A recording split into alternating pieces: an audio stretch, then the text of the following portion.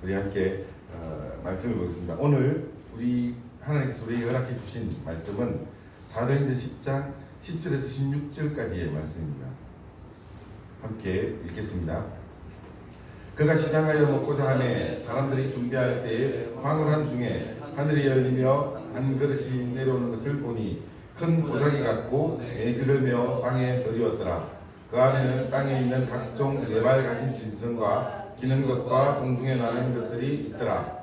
또 소리가 있어 베드로야 일어나 잡아먹으라 하거늘 베드로가 이르되 주여 그럴 수 없나이다. 속되고 깨끗하지 아니하는 것을 내가 결코 먹지 아니하겠나이다. 한데 또 두 번째 소리가 있으되 하나님께서 깨끗하게 하신 것을 내가 속다 하지 말라 하더라. 이런 일이 세 번 있은 후 그 그릇이 곧 하늘로 올라갔더라. 아멘. 오늘 우리가 읽은 이 말씀은 베드로가 하나님께 반항하는 내용입니다.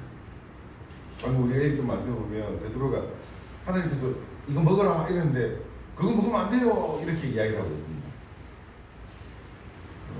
어떤 상식적으로 잘 이해가 되지 않는 부분입니다. 베드로가 어떻게 이렇게 했을까?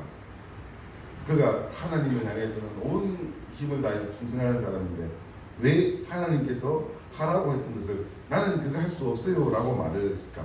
우리가 오늘 이 말씀을 살펴보면서 거룩한 것과 속된 것이 어떻게 다른 것인가, 특히 구약과 신약에서 이게 어떻게 달라지는가, 이 말씀을 함께 보도록 하겠습니다.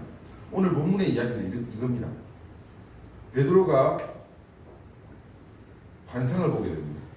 그런데 그 환상을 보는 바로 조금 전에 고넬료에게서, 우리가 이미 지난주 계속 보았던 말씀대로 고넬료에게서 하나님께서 계시하시고 고넬료를 통하여서 베드로를 청하는 하나님의 말씀 그 속에 있었습니다.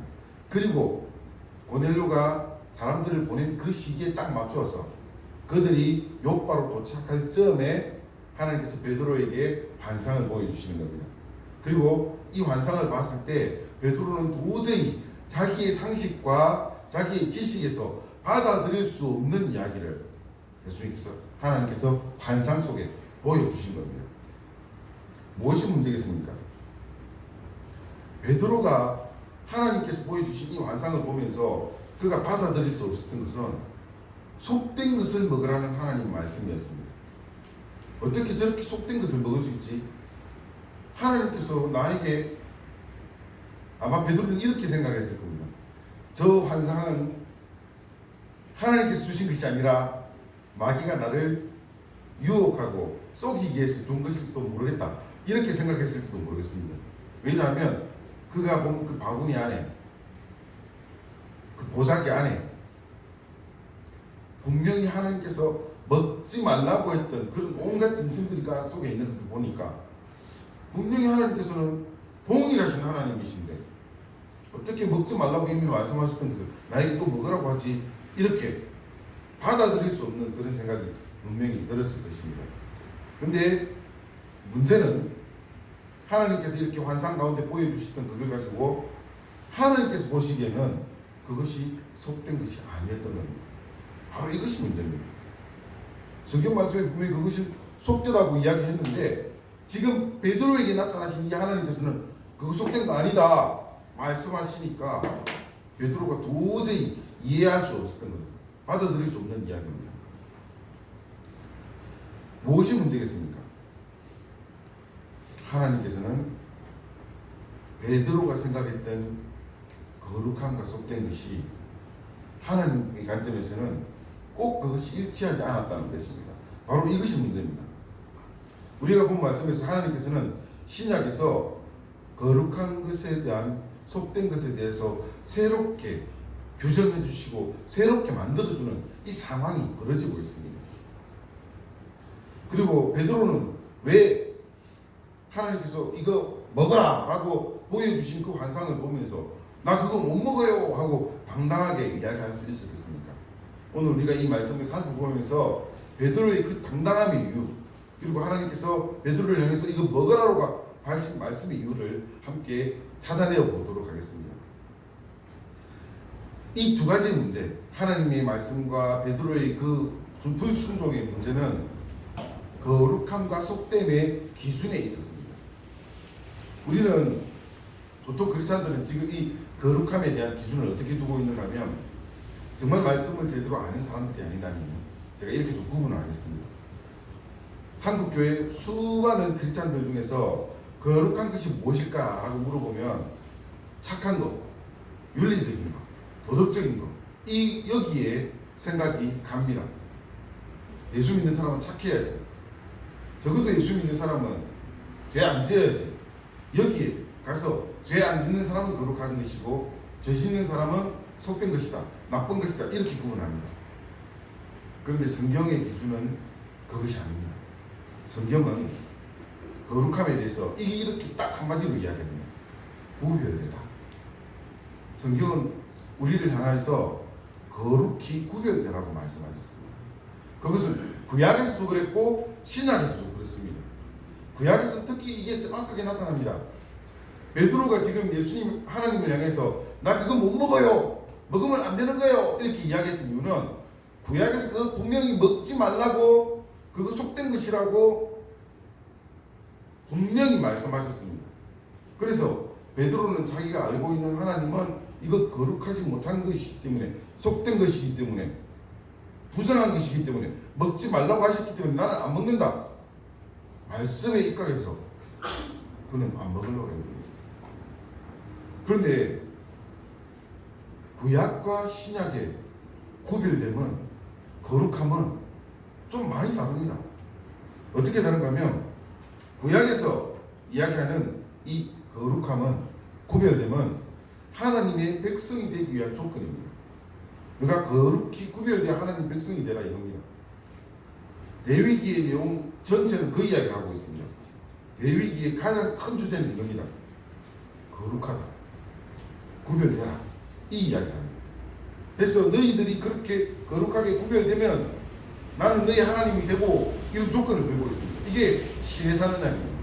시내산에서 하나님께서 이스라엘 백성들에게 너희가 내 백성이 되는 조건은 이거다, 그러니까 너희들이 이것을 지키고 내 백성이 되라, 이 말씀을 하셨는데, 그게 굉장히 중요한 틀이 방금 우리가 읽었던 이 말씀 속에 베드로가 나 그거 못 먹어요 라고 했던 그 짐승들입니다.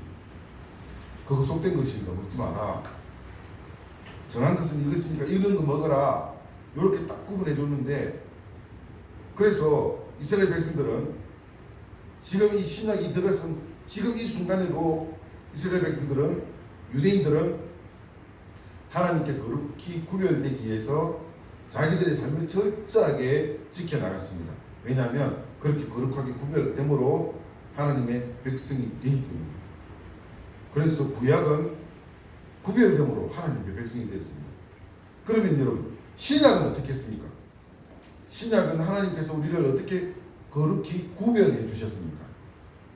여기에 우리가 이미 너무너무 잘 알고 있는 대로 저와 여러분이 어떤 것으로, 무엇인가의 노력으로 신약에서 거룩히 구별된 것이 없습니다.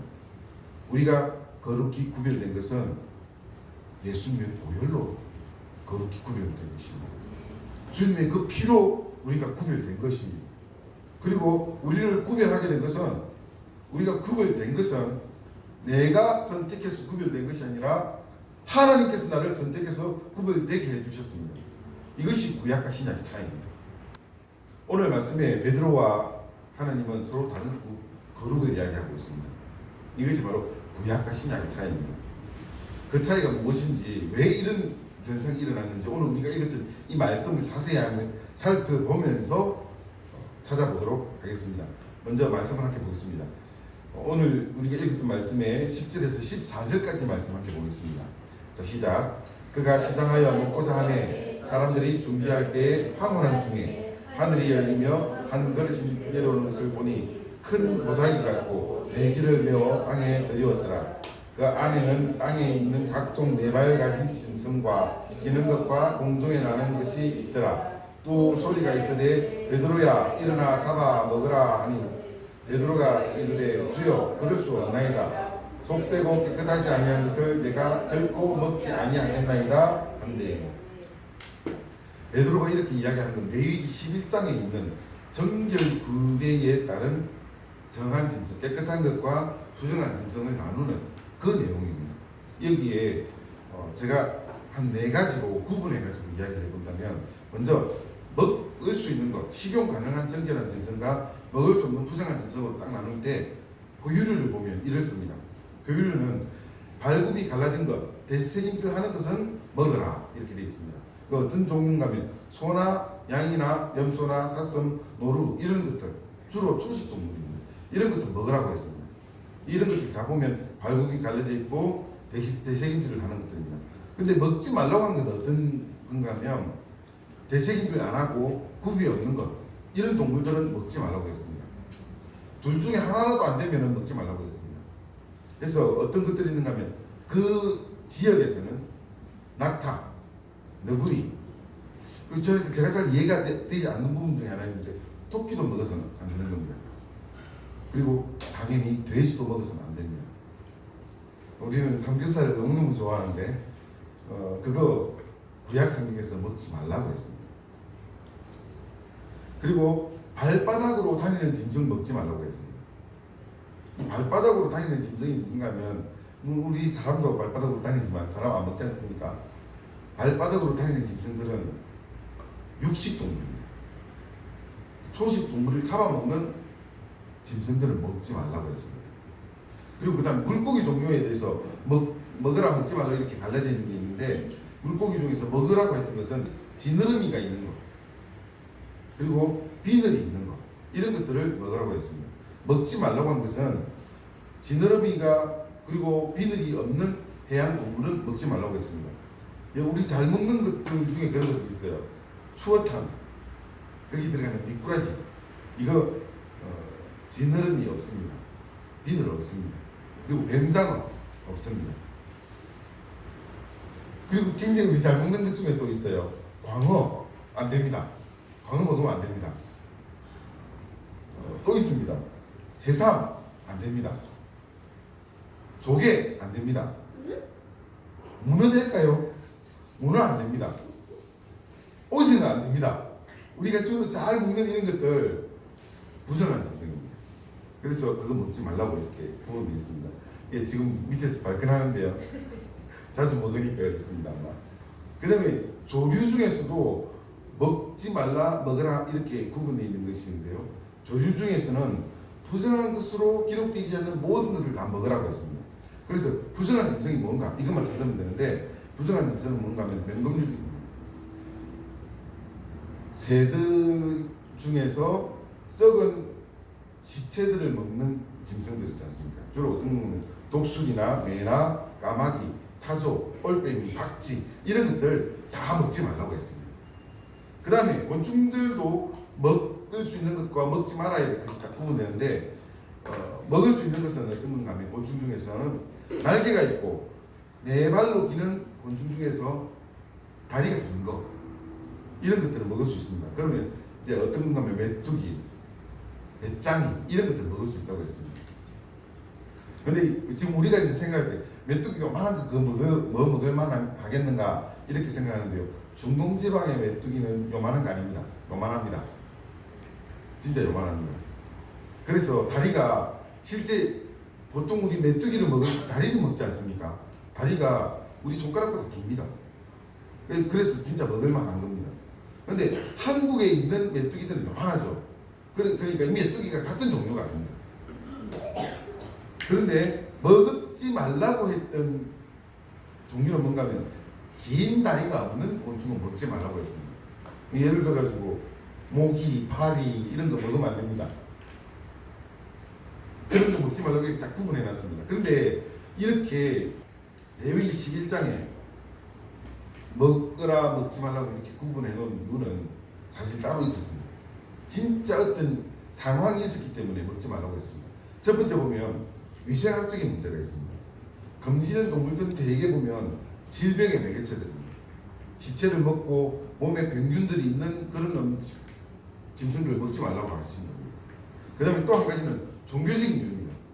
다른 종교에서 제물로 바치는 그런 짐승들을 먹지 말라고 했습니다. 그 중에 가장 대표적인 것이 돼지입니다. 실제로 이스라엘에 이런 사건이 있었는데요. 알렉산더가 죽고 난 뒤에 알렉산더의 그 대제국이 네 개로 갈리면서 가나안 땅이 그게 그 지정학적으로 가장 위험한 상황에 처해졌습니다. 그래서 굉장히 많은 고통을 받았었는데 그때 가나안 땅에 들어왔던 이 알렉산더의 군대들이 성전에 가서 뭘 했는가 하면 돼지 피를 뿌렸습니다. 왜 돼지 피를 뿌리는가 하면 자기들이 섬기는 신을 찬양하는 방법입니다. 돼지를 잡아서 그 피를 뿌리면서 자기의 신을 섬기는 겁니다. 그리고 그 주변에 그런 것들이 많이 있었습니다. 그래서 돼지는 아예 쳐다보지도 못하게 했던 겁니다. 그래서 이스라엘 백성들은 삼겹살 맛을 모릅니다. 우리하고 좀 달리. 안 됐다고 생각할 수 있겠죠.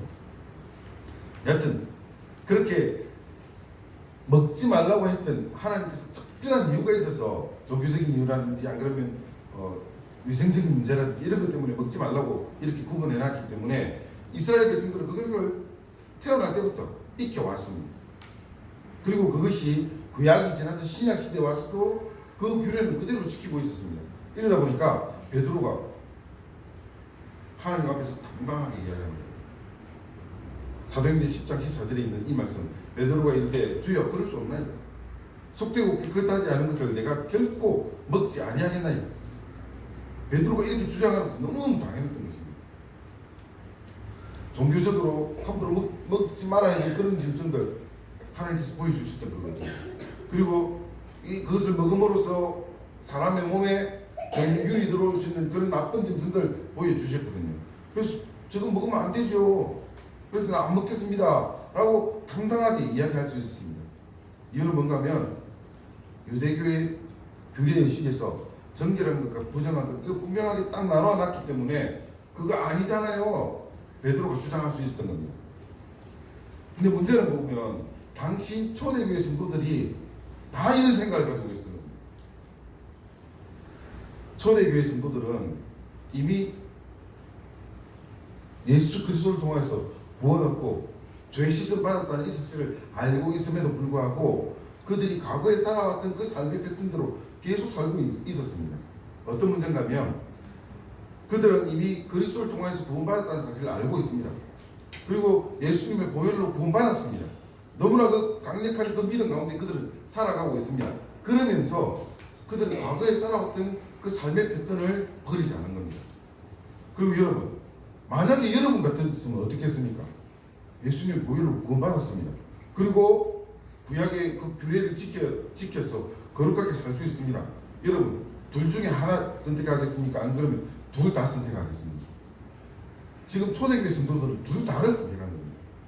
당연히 예수님께서 우리를 구원해 주셔서 맞아, 내가 그것 때문에 구원받았어. 그리고 구약에 있는 말씀을 보니까 이거 지키라고 했네. 거룩한 것과 속된 것 딱 나누어서 속된 거 하지 말라고 했으니까 그거 안 해야지. 성경 말씀이 있는 대로 거룩한 거 이거 우리가 선택해서 살아야지. 그래 더욱더 열심히 주님을 섬기는 거잖아. 이렇게 생각할 수 있지 않았을까요? 베드로는 그런 생각하지 않았을까요? 초대교회 성도들은 그렇게 하나님을 더욱더 거룩하게 섬기려고 하지 않았을까요? 이 문제입니다. 지금 베드로가 예수님 하나님 앞에서 나 그거 못 먹어요. 먹으면 안 되는 겁니다. 이렇게 당당하게 이야기할 수 있었던 것. 내가 더욱더 열심히 하나님을 섬기고 주를 위해서 충성하기 위해서 그거 먹으면 안 되는 겁니다. 하나님께서 그거 거룩하지 않다고 부정하다고 말씀하셨기 때문에 그 말씀 내가 지키기 위해서 안 먹으려고 합니다. 너무나 강력한 그의 믿음 가운데서 나타난 행동입니다. 문제는 뭔가 하면 시대가 바뀌었는데 예수님께서 오셨는데요. 그 주님의 보혈로 우리는 새롭게 됐는데요. 옛날에 있는 것을 또 그대로 지키고 있는 겁니다. 이게 문제가 있는 거예요. 옛날에 내가 잘 지켰던 그거 정말 좋은 거야. 그거로 우리가 충분히 살아갈 수 있어. 그러면서 과거에 내가 살아왔던 그 패턴을 버리지 않고 거기에 예수 믿는 것도 하는 사람들도 참 많습니다. 여러분, 이거 아닙니다. 신약을 살펴보면요, 그것 때문에 생긴 문제들이 많이 있습니다.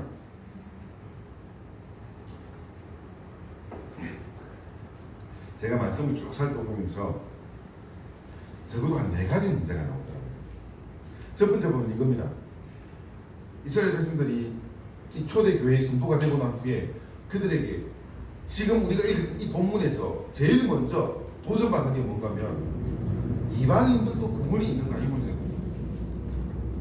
자기들이 생각할 때 그러니까 이 이스라엘 백성들 그 안에 있던 초대교회 성도들입니다. 그 자기들이 생각할 때 하나님께서 우리를 구원하실 때 유대인 중심으로 이스라엘 백성들 중심으로 아브라함의 후손 중심으로 하신다. 우리를 특별히 구별해 주셨다. 이런 믿음을 가지고 있었습니다.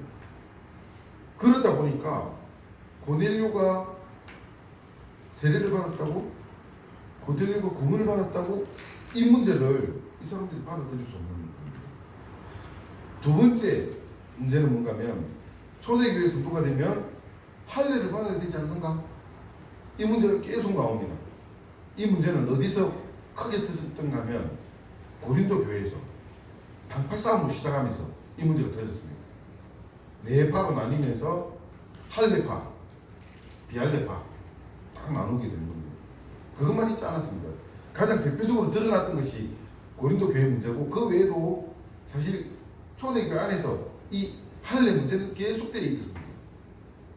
그 다음 또 문제가 있는데요. 세 번째는 초대교회 성도들은 율법을 지켜야 되지 않는가 이 문제입니다. 이거 로마 교회에서 터져나왔습니다. 로마서를 읽어보면 바울이 로마를 가기 전에 로마서를 쓴 겁니다. 로마 가가지고 쓴 것이 아니고요. 미리 편지를 보내는 겁니다. 로마에 있는 교회의 성도들을 향해서 세워져 있었습니다. 어떻게 그게 된 건가 하면 여러 가지 추측을 할 수 있는데 초대교회가 핍박을 받아서 흩어져 나갔지 않습니까? 그때 흩어져 나간 사람들 중에서 원래 로마에서 있던 근거한 유대인들이 초대교회로 들어왔다가 핍박 가운데 다시 자기 집으로 돌아갔습니다. 로마로 다시 돌아간 겁니다. 거기서도 여전히 예수님 믿고 하나님의 사람으로 살아갑니다. 문제는 이 경건한 유대인들이 다시 로마로 돌아가서 예수 믿기 시작하는데 믿는 방법이 뭔가 하면 구약을 지키는 겁니다. 율법을 지키는 겁니다. 그렇게 해서 이 율법을 지키면 우리 예수 믿는 사람들이다. 이게 바로 구약에다가 예수님 더하는 것. 이런 방법으로 로마 교회는 세워져 있었습니다. 거기에 바울이 율법이 아니다. 율법을 주님께서 완성하셨고 우리는 그 십자가의 은혜로 새롭게 된 사람들이다. 이것을 이야기합니다. 네 번째는 또 이게 좀 헷갈리는 문제인데요. 예수님을 믿기만 하면 되지 않는가? 이런 문제입니다. 이게 야고보서에서 나옵니다. 야고보서에서 보면 예수님 믿기만 하는 것이 아니라 믿었으면 행해야지 이야기를 합니다. 믿음과 행위의 문제를 가지고 이야기합니다. 많은 사람들이 누구든지 주의 이름을 부르면 구원을 얻으리라. 맞아. 예수님 이름만 부르면 돼. 이것으로 끝낼 수가 있습니다. 그런데 거기에 예수 믿었으면 다른 행위들이 나타납니다. 근데 이 행위를 하라고 해가지고 교회에 나가서 예배드리고 봉사하고 뭐 이런 거 하라는 게 아니거든요. 예수 믿게 되면 드러나는 행동들이 있습니다. 가장 첫 번째 드러나는 게 뭔가 하면 아마 여러분이 너무너무 오래전 일이라서 잘 기억도 안 날 겁니다. 예수 믿고 가장 처음에 딱 믿게 되면 드러나는 게 뭔가 하면 전하지 않으면 못 견디는 거예요. 예수 믿었다. 내가 예수 믿고 구원 받았어. 내 영혼이 변화되는 이 순간에 이거 누구에게 말하지 않으면 못 견디는 겁니다. 바로 이것이 행위입니다. 근데 그렇게 하지 않고 들었어요. 믿었어요. 구원 받았어요. 와, 나 구원 받았네. 그리고 땡. 이게 아니라는 겁니다. 믿고 난 후에 드러나는 행동들. 성령께서 우리 가운데 임하시면서 우리로 하여금 부흥케 하시고 행하게 하시는 그 행동을 따라가는 것. 바로 이것이 믿음의 행위입니다. 그 믿음의 행위 속에 예배가 들어가고요. 주를 향한 봉사가 들어가고요. 이웃을 향한 헌신들이 있고요. 자연스럽게 그렇게 되어가는 겁니다. 근데 이웃을 향한 섬김과 하나님을 향해서 봉사와 내가 예배 드림으로써 거룩히 되어 간다. 이거 구약의 방법이고, 예수 믿고 난 후에 그 믿음 때문에 드러나는 행동으로 우리가 예배드리고 주님을 찬양하고 봉사하고 헌신하고 되는 거, 예수님 때문에 그렇게 되는 거죠. 이 구조가 다릅니다. 근데 방금 제가 이야기했던 이 네 가지 문제로 초대교회는 사실은 한 100년 동안 거의 골머리를 앓았습니다. 그것 때문에 계속 싸웠습니다. 사랑하는 성도 여러분, 지금 우리가 사는 이 시대도 마찬가지입니다. 하나님께서 우리를 거룩히 불러주셨는데, 우리는 이렇게 예수 믿는 사람이 되고 난 후에 그 다음에 우리의 삶이 완전히 바뀌는 게 아니거든요. 옛날에 살아왔던 그 삶의 관성이 그대로 남아있습니다. 그러면서 예수 믿는 거 하나 더 얹는 것이 대다수의 사람들의 모습입니다. 그래서 제가 이런 모습이 우리 속에 뭐가 있을까 생각했는데요. 저는 그게 너무너무 재밌는 내용이었는데 이거 가지고 한번 생각을 해보려고 합니다. 한 번씩 제가 바로 제 앞에 앉아 계시는 저분이 유교 아이가 이렇게 이야기할 때 너무너무 재밌어요. 사실 그 말 자체가 너무너무 재밌어요. 그런데 우리 유교 아닙니다. 아시죠?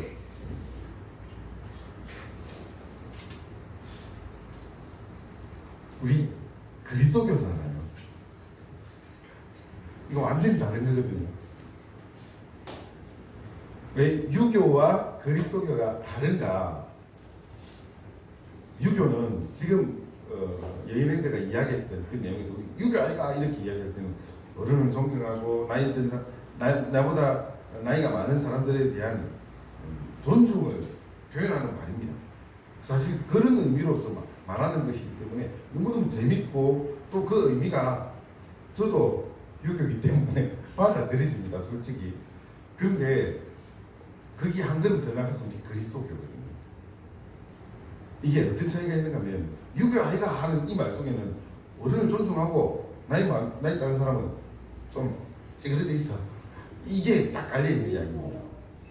그런데 그리스도교 아니라고 하면 좀 달라집니다. 예수 그리스도 안에서 서로를 향한 존중이 있거든요. 나이가 많고 적음이 관계없습니다. 그리스도 안에서는 다 함께 존중되거든요. 이 존중을 놓칠 때 그리스도교가 아닌 거죠. 그때 유교죠. 유교가 맞습니다. 그런데 모두가 함께 존중되고 서로가 존귀된다면 그 그리스도교입니다. 그래서 제가 오늘 이 말씀을 준비하면서 과연 유교는 그것만 있을까? 우리가 아는 대로 나이 든 사람만 존중받을까 생각했는데 군신유기라는 단어가 따로 있습니다. 이게 논어에 나오는 이야기입니다. 제가 찾았던 내용을 조금 읽어드리겠습니다. 전공이라는 사람은 공자 시대 때 살던 군주입니다. 전공이라는 사람이 이제 공자에게 물어보는 이야기입니다. 군주가 신하를 부리고 신하가 군주를 섬기는 것에 대해서 어떻게 생각하십니까? 그러니까 군주가 윗사람이 아래 사람들을 부리고 아래 사람이 윗사람을 섬기는 것에 대해서 어떻게 생각합니까? 라고 이야기하자 공자가 이야기해 준 게 뭔가 하면 군주는 신하를 내로서 부리며 신하는 충성으로 군주를 섬겨야 됩니다. 이 이야기입니다. 군신유입니다. 이것이. 그래서 위에 있는 사람도 아래 사람을 자기 마음대로 막 부르는 것이 아니라 존중하고 밑에 있는 사람은 위에 사람을 존경함으로 충성함으로 섬겨야 됩니다. 이게 서로 함께 있는 겁니다. 사실 이 내용만 딱 떼놓고 보면 이거 그리스도교입니다. 그리스도교는 위나 아래나 관계없이 서로가 한 형제되고 수평이죠. 서로가 섬기거든요. 이 모습입니다. 내가 누구를 눌러도 된다는 이런 것은 기독교에는 전혀 없는 거죠. 나는 무조건 존경만 받아야 된다는 이런 것도 없는 겁니다. 우리 교회가 좀 그런 모양이지 않습니까? 저는 좀 그런 것 같아요. 여러분 저를 막 끼워오를 때 난 너무너무 기분이 좋아요. 우리는 다 수평의 모습이기 때문에 좋습니다.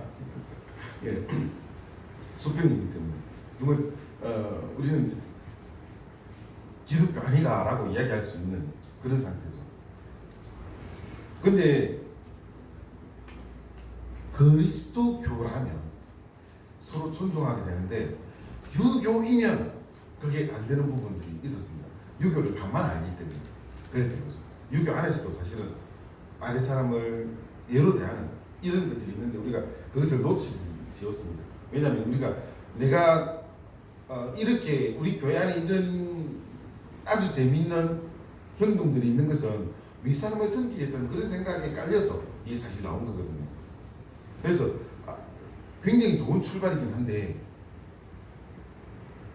기독교는 한 걸음 더 나간다는 거죠. 모두가 함께 존중되고 모두가 함께 높임을 받아야 됩니다. 그리스도 안에서 서로가 존중돼야 됩니다. 이것이 좀 다른 문제였습니다. 그래서 이 문제에 대해서 제가 생각해봤는데 왜 이게 문제가 될 수 있는가 두 가지로 나눠볼 때 이런 것이 있습니다. 첫 번째, 내 문제를 알고 이때는 내가 좀 쉬울 수 있습니다. 자꾸 반복해보면서 고쳐나갈 수 있습니다. 어떤 문제인가 하면 생각해보니까 이게 내한테 어떤 문제가 있네. 이거 우리가 말씀을 통해서 또 주위의 사람들을 통해서 우리가 발견해가면서 문제를 발견할 수 있습니다. 까맣게 모르는 사람들도 있을 수 있거든요. 그런데 계속 자극을 받으면서 이건 내한테 문제가 있었구나. 그런 문제가 있었기 때문에 내가 바뀌어야 되겠네. 이런 생각하면서 바뀌어 나갈 수 있는데 이런 사람들은 점점 고쳐집니다. 더 큰 문제가 있는데 그게 뭔가 하면 바로 내가 지금 문제가 있는지도 인식을 못하는 겁니다. 그래서 계속 반복되는 겁니다. 과거로 계속 돌아가는 겁니다. 베드로 한번 보십시오. 베드로 그랬거든요. 베드로가 지금 자기가 거룩하게 여기는 것, 속되게 여기는 것, 이렇게 딱 나눠져 있었던 과거의 그 삶의 패턴을 자기가 잘못된지도 모르고 지켜갖고 있었습니다. 그러다 보니까 하나님께서 그에게 나타나서 먹어라 했을 때 이거 못 먹어요 라고 이야기하는 겁니다. 자기가 잘못된지도 모르고 과거의 그 규례를 그냥 지켜나가는 겁니다. 그러다 보니까 베드로는 뭘 했는가 하면 하나님께 정면 도전한 겁니다. 먹어라. 안 먹을 건데요. 그것이 지금 우리에게도 얼마든지 있을 수 있는 겁니다. 여기서 가장 중요한 가치는 뭔가 하면 예수 그리스도 안에서 모든 것이 가나 모든 것이 가지 않다는 것. 바로 이것입니다. 고린도전서 10장 23절에 이런 말씀이 있습니다. 모든 것이 가나 모든 것이 유익한 것이 아니요 모든 것이 가나 모든 것이 덕을 세우는 것은 아니니. 바로 이것이 지금 이 말씀입니다. 베드로가 예수님께서 구원해 주셔서 하나님의 사람으로 변하고 난 뒤에 그가 과거에 옛날부터 살아왔던 이것을 그대로 지키면서 이거 꼭 지켜야 돼 하는데 하나님께서 그에게 나타나서 먹으라 했던 거 가지 않는 거거든요. 지켜서는 안 되는 거거든요. 근데 그거 하라고 하는 거예요. 신약의 시대에 와서 모든 것이 가나 모든 것이 유익한 것이 아니요 모든 것이 가나 모든 것이 덕을 세우는 것이 아닌 게 된 것입니다. 그러면 왜 이렇게 바뀌었습니까? 하나님께서 베드로에게 보여주신 성적 개념은 15절과 16절에 있는 말씀에 나타납니다. 함께 보겠습니다. 15절 16절 사이입니다. 또 두 번째 소리가 있으되 하나님께서 깨끗하게 하신 것을 내가 속되다가 하지 말라 하니라. 이런 일이 세 번 있은 후에 그 그릇이 곧 하늘로 올라가니라. 베드로에게 왜 하나님께서 이 환상을 보여주시는가 하면 베드로에게 하나님께서 고넬료를 만날 것에 대해서 미리 개입해 주시는 겁니다. 이건 하나님의 개입이었습니다. 그리고 베드로의 입장에서 생각해 보면 고넬료는 이방인입니다. 그리고 당시 상황에만 봐도 초대교회 성도들에게서 이방인은 구원이 없다라고 생각하거든요. 그럴 수는 없다고 생각합니다. 그리고 만약에 하나님께서 고넬료에게 그리고 베드로에게 직접 이렇게 개입해 주지 않았다면 이 두 사람은 만날 일이 없었을 것입니다. 더구나 베드로에게 하나님께서 이렇게 개입해 주지 않았다면 베드로는 고넬료가 와서 그를 청할 때 절대 응하지 않았을 겁니다. 왜냐면요, 당시 초대교회를 비박하던 유대인들은, 유대인으로 대표되는 사람들은 누구냐면 사두개인입니다. 이 사두개인들은 정치적인 사람들입니다. 그리고 그들을 군사적으로 정치적으로 지지해 주는 사람들이 누구냐면 바로 로마였습니다. 그리고 로마에서 군대를 보내놨고 그 군대의 백부장으로 보내려고 와 있는 겁니다. 그런 사람이 베드로를 찾아오는 겁니다. 그러면 베드로가 어떻게 생각할 수 있는가 하면, 나 잡으러 오려고 하나? 핍박하려고 하는가? 이렇게 생각할 수 있는 겁니다. 하나님께서 개입하지 않았다면 베드로는 절대 만나지 않았을 겁니다. 근데 하나님께서 환상 중에 그를 만나주시고 먹어라 말씀하셨기 때문에 그가 이 말씀을 깨닫고 고넬료를 만날 수 있습니다. 우리가 생각해 볼 문제가 있습니다. 성도 여러분, 지금 베드로가 이 환상을 만나는, 요바에서 이 환상을 만나는 이 시간을 생각해 보면요, 초대 교회가 세워지고 적어도 한 3년 이상의 시간이 지나고 난 뒤입니다. 근데 여러분, 초대 교회가 어떻게 만들어졌습니까? 초대 교회가 만들어진 배경에 크게 두 말씀이 있거든요. 큰 두 뿌리가 있습니다. 그 중에 하나가 마태복음 28장 18절에서 20절 사이에 있는 말씀입니다. 제가 한번 읽어보겠습니다.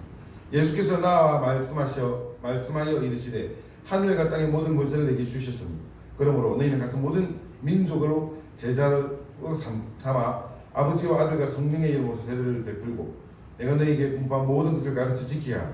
볼지어다 내가 세상 끝날 때까지 너희와 항상 함께 있으리라 하시니라. 주님께서 성천하시기 전에 그의 이 주님을 따르던 제자들을 불러놓으시고 말씀하신 겁니다. 모든 민족으로 제자를 삼아라. 이스라엘 백성들 중에서, 유대인들 중에서 너희들 아는 그 사람들에게만 복음을 전해라. 그들만 하나님의 사람이 되는 것이 아니고 모든 민족을 향해서 복음을 전해라. 분명히 말씀하셨습니다.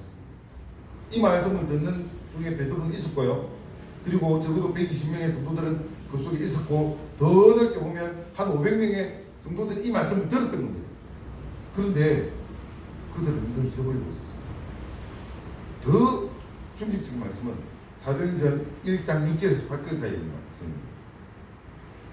이거는 예수님께서 감람산에서 성천하시기 직전에 거기 모여있는 한 500여 성도들을 향해서 말씀하는 겁니다. 그들이 모였을 때 예수께 여쭈어 이르되 주께서 이스라엘 나라를 회복하심이 이때이니까 하니 이르시되 때와 시기는 아버지께서 자기의 권한에 두셨으니 너희가 알 바 아니요 오직 성령이 너희에게 임하시면 너희가 권능을 받고 예루살렘과 온 유대와 사마리아와 땅끝까지 이르러 내 증인이 되리라 하시니라. 여기는 더 구체적으로 말씀하셨습니다. 성령이 너희에게 임하시면 권능 받고 예루살렘, 유대, 사마리아 땅 끝까지 이르러 내 증인이 되리라. 직접 말씀하셨습니다. 그리고 초대교회가 성령 하나님의 역사로 폭발적으로 소위 말해서 성장을 했습니다. 그런데 오늘 우리가 읽었던 이 욥바에서 베드로가 환상 중에 주님을 만나기까지 이 말씀 지키지 않았던 겁니다. 저는 이게 도저히 이해가 안 됩니다. 사실 분명히 그들은 땅 끝까지 이르러 내 증인이라는 말씀을 듣고 교회가 된 사람들인데 왜 초대교회에서만 그렇게 모여 있었을까? 예루살렘에서만 그렇게 모여 있었을까? 이 말씀을 통해서 우리가 발견할 수 있는 것은 하나님의 열심이 아니라면 초대교회는 일어날 수 없었다는 겁니다. 하나님께서 그들 가운데 함께 하시고 그들을 움직이게 하지 않았다면 말씀은 이 온 세계로 퍼지지 않았습니다. 이 모든 것이 하나님께서 하신 일이었습니다. 그 중에 오늘 우리가 이 말씀 속에 욥바에서 환상 중에 베드로를 만나주시는 하나님의 열심이 있었습니다. 그것 때문에 그는 이 온 세계를 향해서 하나님께서 열어놓은 복음의 첫발을 더딜 수 있었던 겁니다. 오늘 우리가 읽은 이 말씀 속에 두 가지 이유가 사실 있었습니다. 하나님께서 베드로에게 개입하시는 그 하나님의 진짜 속뜻, 그리고 겉으로 드러나는 이유, 이 두 가지가 있는데요. 먼저 겉으로 드러나는 이유를 살펴보면 세계 선교를 위해서 하나님께서 일을 하셨습니다. 환상을 보여주시고 고넬료를 만나게 하셨습니다. 베드로가 이 환상을 보고 난 후에 고넬료를 만나서 복음을 전하고 그에게 세례를 베풀면서 성령께서 그 가운데 함께 역사가 일어나는 것들을 보게 됩니다. 그리고 난 뒤에 지금 이게 10장이지 않습니까? 11장에 어떤 사건이 있는가 하면 예루살렘으로 베드로가 돌아갔을 때 예루살렘 교회가 발칵 뒤집힙니다. 어떻게 이방인에게 세례를 줄 수 있느냐, 이 문제로 예루살렘 교회가 막 다툼이 일어납니다.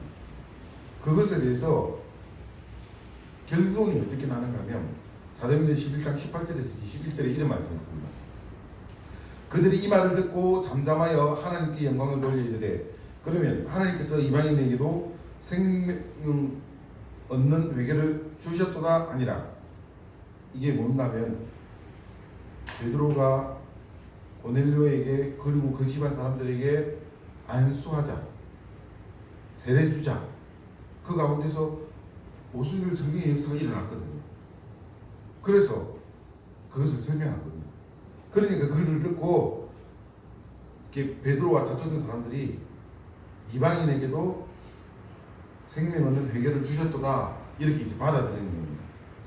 그리고 19절부터 20절 사이에, 21절 사이에 어떤 일이 벌어지는가 하면 그때라고 이렇게 시작되는데요.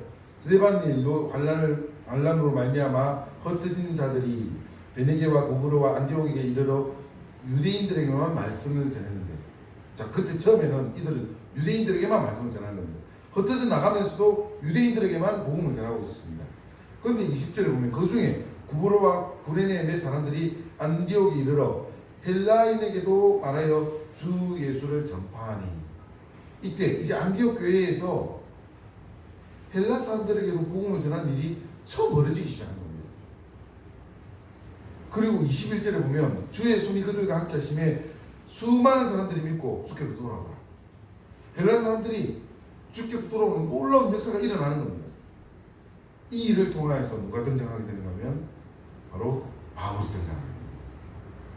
이 연결고리가 바로 요바에서 환상 중에 먹어라 라고 말씀하신 하나님의 개입입니다. 이것으로 시작됐습니다. 그리고 두 번째 보면 이 환상 가운데 하나님께서 개입하신 내면적인 이유는요, 구약을 지킴으로써, 규례를 지킴으로써 거룩하게 구별된다는 이 상황 속에서 하나님께서 신약에서는 예수님의 보혈로 거룩히 구별되는 것을 분명히 딱 잘라서 새롭게 만들어 주셨습니다. 그리고 베드로는 신약 교회에서 구약의 이 거룩한 규례에 지키는 것이 아니라 신약 개념에서 하나님께서 우리를 깨끗하게 해주심으로써 우리가 거룩하게 된다, 이 개념으로 새롭게 바뀌는 것을 지금 이 환상 가운데 알게 되는 겁니다. 사랑하는 성도 여러분, 저와 여러분은 신약 시대의 이유를 살아가는 사람들입니다. 하나님께서 우리를 거룩하고 구별해 주셨습니다. 내가 예배를 드리기 때문에, 주님께 찬양하기 때문에, 하나님께 헌신하기 때문에 거룩한 것이 아닙니다. 이미 구별해 주셨습니다. 그리고 나는 거룩하게 사는 겁니다. 주님께서 나를 거룩하게 구별해 주셨기 때문에 나는 거룩하게 사는 겁니다. 여러분, 이거 너무너무 중요한 겁니다. 순서 바꾸지 마십시오. 하나님께서 나를 거룩하게 구별해 주셨습니다. 그거는 이미 내 행위가 온전하고 온전치 않고 이건 아무 관계 없는 겁니다. 주님께서 나를 이미 그렇게 인정해 주셨습니다. 여러분, 우리가 예수 믿어요, 예수님의 보혈로 내 예수 믿습니다, 주님의 그 은혜로 나는 구원받았습니다, 이 말 나올 수 있을까요? 쉽게? 절대 못 나오는 겁니다. 하나님께서 우리를 구원하지 않는다면 한 입도 뗄 수 없는 말입니다. 이것이 너무너무 신기하게도 정말 그렇거든요. 거짓말로 그거 해봐라고 해도 안 합니다. 사람들은 못합니다. 왜냐하면 이건 영적인 문제거든요. 그런데 여러분, 내가 주님의 그 은혜로 구원받았습니다 라는 이 고백을 할 때 그 사람 거룩할까요? 전혀 그런 사람 아닙니다. 그냥 세상하고 똑같은 사람이고 그냥 죄인입니다. 그런데 내가 주님의 그 은혜로 구원받았습니다 라고 이 고백할 때 그 사람 거룩할까요? 주님께서 거룩하다고 구별해 주셨습니다. 나는 거룩하지 못한 사람인데 하나님께서 나를 거룩하게 구별해 주신 것입니다. 우리는 그것부터 시작합니다. 그 뒤에 내가 어떻게 살아가야 될 것인가, 그것은 이제 스텝 바이 스텝으로 우리가 따라가는 겁니다. 평생을 해야 되는 거죠. 죽을 때까지 우리는 그건 완성되지 않습니다.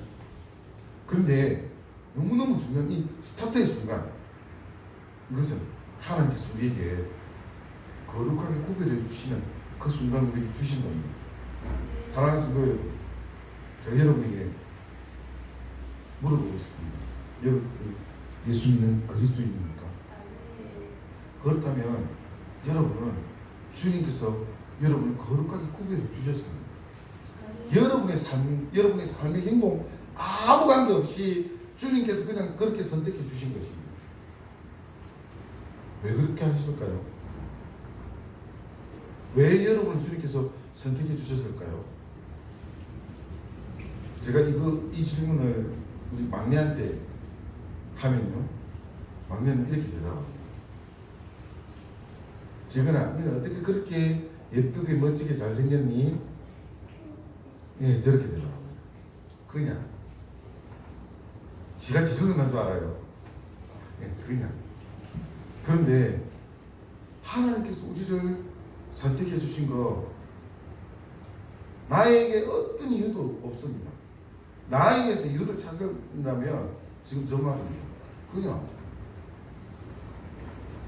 해놓지. 하나님께서 나를 그냥 선택해 주신 겁니다. 내가 잘생겨서, 내가 선하게 살기 때문에, 내가 주를 위해서 충성하기 때문에 아무런 조건 없습니다. 그런 이유들 끊어놓지 않았습니다. 그냥 구원해 주셨습니다.